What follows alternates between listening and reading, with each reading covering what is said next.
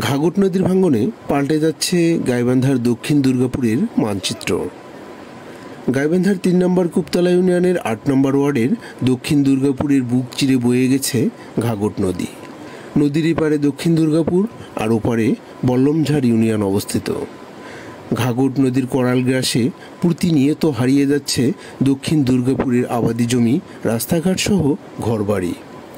এলাকাবাসীর দাবি, দ্রুত স্থায়ী নদীরক্ষা বাঁধ না দেয়া হলে যতটুকু অংশ নদীগর্ভে বিলীন হওয়ার বাকি আছে খুব শীঘ্রই ততটুকু বিলীন হয়ে যাবে।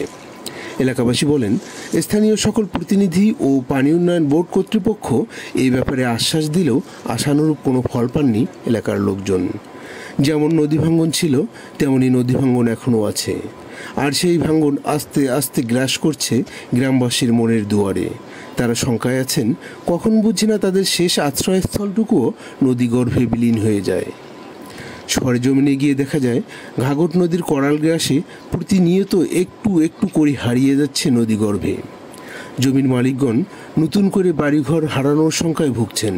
রাস্তাঘাট, এলাকা ও ব্যবসা প্রতিষ্ঠান এই ভাঙ্গনের কারণে অনেকটা বিলীন হয়ে গেছে। যেটুকু বাকি আছে সেটুকু নিয়ে নদীরক্ষা বাঁধের আশায় বুক বেঁধেছেন গাইবান্ধার ৩ নম্বর কুপতলা ইউনিয়নের ৮ নম্বর ওয়ার্ডের দক্ষিণ দুর্গাপুরের ভাঙ্গন কবলিত এলাকাবাসী।